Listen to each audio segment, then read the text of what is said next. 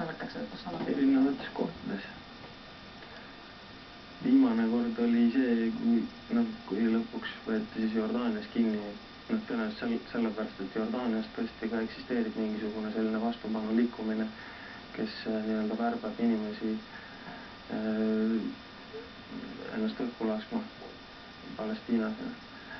Ja tõenäoliselt mul teeks mingi kontakt nendega, nii et need sisejulgeoleku töötajad, mina ei teadnud, et see, kui mind tänaval näoli maaga ja püstol kuklasse, silmad seoti kinni ja käed raudu viidi kuskile keldrisse, kuulati üle pool päeva. Mille eest nad seda tegid? Mis te tegite?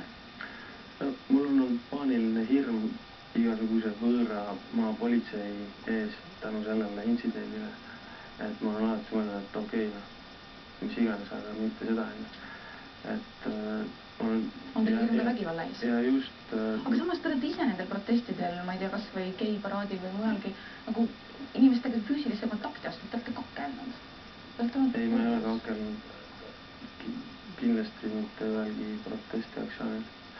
Mis tõus saada selle loo lõpetuseks, mis teil oli? Alles hiljuti ma mõistsin, et ma arvan, et tegite selle pärast, et minu enda turvalisuse huvides.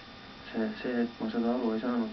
Aga küll, mida ma võin väga kindlalt väita, sellepärast, et ma nii Afganistanis kui Iraanis teda tõesti tõsiselt otsisin.